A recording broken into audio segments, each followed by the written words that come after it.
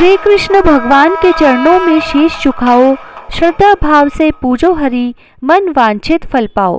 कार्तिक महात्म्य में 3रा अध्याय।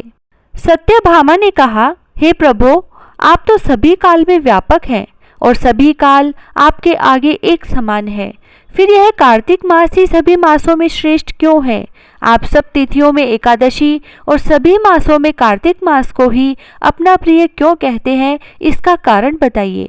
भगवान श्री कृष्ण ने कहा, हे भामिनी, तुमने बहुत अच्छा प्रश्न किया है। मैं तुम्हें इसका उत्तर देता हूँ, ध्यान पूर्वक सुनो। इसी प्रकार एक बार महाराज बेन के पुत्र राजा पृथु ने प्रश्न के उत्तर में देव ऋषि नारद से प्रश्न किया था और जिसका उत्तर देते हुए नारद जी ने उसे कार्तिक मास की महिमा बताते हुए कहा, हे राजन, एक समय शंख नाम का एक राक्षस बहुत बलवान व अत्याचारी हो गया था। उसके अत्याचारों से तीनों लोकों में त्राही त्राही मच गई। उस शंखासुर ने स्वर्ग में निवास करने वाले देवताओं पर विजय प्राप्त कर इंद्रादि देवताओं एवं लोकपालों के अधिकारों को छीन लिया। उससे भयभीत होकर समस्त देवता अपने परिवार के सदस्यों के साथ सुमेरु पर्वत की गुफाओं में बहुत दिनों तक छिपे रहे। तत्पश्चात वे निश्चिंत होकर सुमेरु पर्वत की गुफाओं में ही रहने लगे। उधर जब शंखासुर को इस बात का पता चला कि देवता आनंद पूर्वक सुमेरु पर्वत की गुफाओं में निवास कर रहे हैं, तो उसने सोचा कि ऐसी कोई दिव्य शक्ति अवश्य है जिसके प्रभाव से अधिकारहीन यह देवता अभी भी बलवान है। सोचते सोचते वह इस निर्णय पर पहुंचा कि वेद मंत्रों के बल के कारण ही देवता बलवान हो रहे हैं।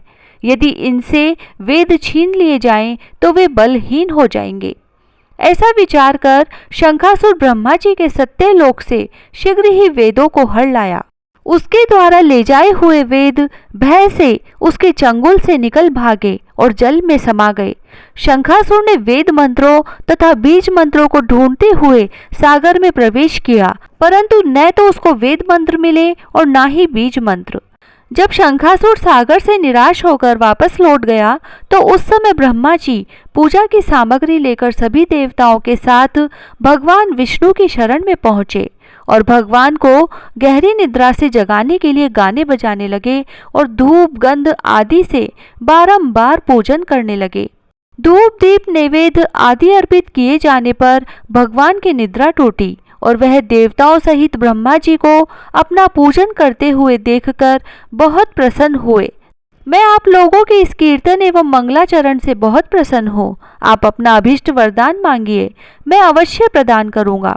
जो मनुष्य आश्विन शुक्ल की एकादशी से देवोत्थान एकादशी तक ब्रह्म मुहूर्त में उठकर मेरी पूजा करेंगे, उन्हें तुम्हारी ही भांति मेरे प्रसन्न होने के कारण सुख की प्राप्ति होगी। आप लोग जो पार्घ, अर्घ्य, आचमन और जल आदि सामग्री मेरे लिए लाए हैं, वे अनंत गुणों वाली होकर आपका कल्याण करेगी। शंखासुर द्वारा हरे गए संपूर्ण वेद जल में स्थित है। मैं सागर पुत्र शंखासुर का वध करके उन वेदों को अभी लाए देता हूँ। आज से मंत्र, बीज और वेदों सहित मैं प्रतिवर्ष कार्तिक मास में जल में विश्राम किया करूँगा। अब मैं मत्स्य का रूप धारण करके जल में जा रहा हूँ। तुम सब देवता भी मुनीश्वरों सहित मेरे साथ जल में आओ।